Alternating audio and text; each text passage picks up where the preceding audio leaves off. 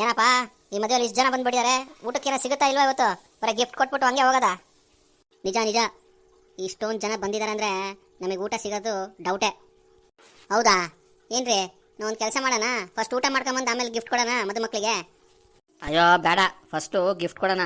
ಎಲ್ಲರೂ ನೋಡ್ತಾ ಇರ್ತಾರೆ, ಅವ್ರೇನು ತಿಳ್ಕೊಳಲ್ಲ. ಊಟಕ್ಕೋಸ್ಕರ ಬಂದಿಯಾರಂತ ತಿಳ್ಕೊಂಡ್ರೆ ಫಸ್ಟು ಗಿಫ್ಟ್ ಕೊಡೋಣ, ಆಮೇಲೆ ಊಟಕ್ಕೆ ಹೋಗೋಣ. ನೀನು ನಂಬ್ಕೊಂಡ್ರೆ ಇವತ್ತು ಉಪವಾಸ ಹೋಗ್ಬೇಕಾಗುತ್ತೆ. ಅಲ್ಲಿ ವೆರೈಟಿ ಐಟಮ್ ಮಾಡಿಸಿದ್ರೆ ಲಾಸ್ಟಲ್ಲಿ ಸಿಗೋದು 4 ಐಟಮು, ಅದನ್ನೇ ತಿಂದೋಗ್ಬೇಕಾಗುತ್ತೆ. ಬೇಡ ಬೇಡ, ಫಸ್ಟು ಗಿಫ್ಟು ಆಮೇಲೆ ಊಟ. ನೀನೇನೋ ಊಟ ಮಾಡ್ಕೊಂಬಂದಿದ್ಯಾ ಮನೇಲಿ? ಯಾಕೆ ಹಿಂಗೆ ಮಾತಾಡ್ತಾ ಇದೆಯಾ? ನಮಗಂತೂ ಸಿಕ್ಕಾಬಟ್ಟೆ ಹೊಟ್ಟೆ ಸಿಗ್ತೈತೆ, ನಿನ್ನ ನಂಬ್ಕೊಂಡ್ರೆ ಊಟನೂ ಸಿಗಲ್ಲ ಅನ್ಸುತ್ತೇನಪ್ಪ.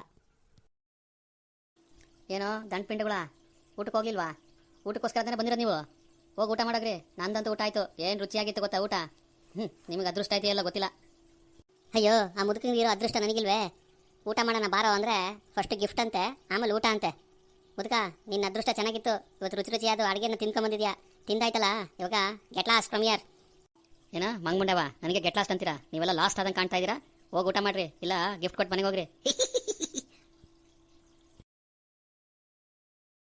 ಏನ್ ಆಂಟಿ, ಊಟಕ್ಕೆ ಹೋಗಿಲ್ವಾ?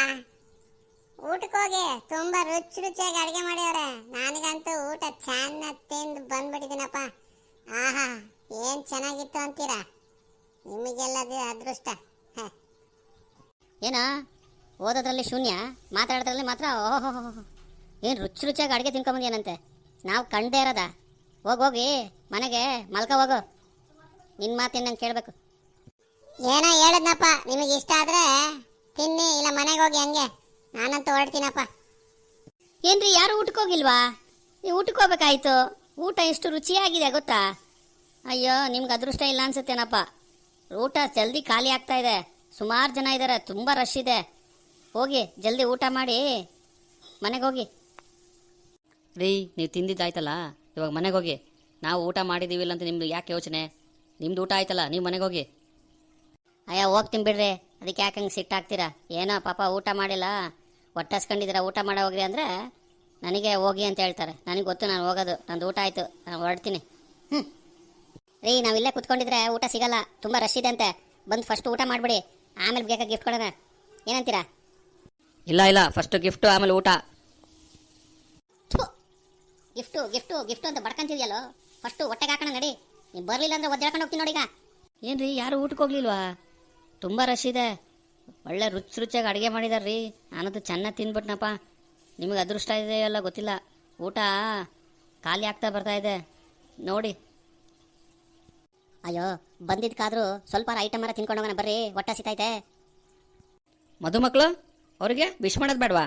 ಹಂಗೆ ಹೋಗ್ಬಿಟ್ಟಿದ್ದೀನಿ ತಿನ್ನೋದ ನಾವು? ಛೇ. ನಿನ್ನ ಮದುಮಕ್ಳಿಗೆ ಬೆಂಕಿ ಹಾಕ. ಬರ್ತೀಯೋ ಇಲ್ವೋ? ಇಲ್ಲ ಸಿಕ್ಕಿದ್ರಲ್ಲಿ ಹೊಡೆದಾಕ್ಬಿಡೋ ನಿನ್ನ. ಏನ್ರಿ, ನಮ್ಮ ಯಜಮಾನ್ರಿಗೆ ಹೊಡಿತೀನಿ ಅಂತಿದ್ದೀರಾ? ಎಷ್ಟು ಧೈರ್ಯ ನಿಮಗೆ? ಮುಚ್ಚಿ ಬಾಯಿ, ನನ್ನ ಹೊಟ್ಟೆ ಹಸುವಿಗೆ ಇರೋರು ಬರ್ಗೆಲ್ಲ ಹೊಡೆದಾಕ್ಬಿಡೋಣ ಅನ್ಸ್ತೈತೆ. ಏನಂತಿದ್ರೆ ಬಂದು ಕಡ್ರಿ. ಊಟನೂ ಬೇಡ, ಏಟು ಬೇಡ. ನಿನ್ನ ಹೆಂಡತಿ ಕಂಟ್ರೋಲಲ್ಲಿ ಇಟ್ಕೊಳಯ್ಯ.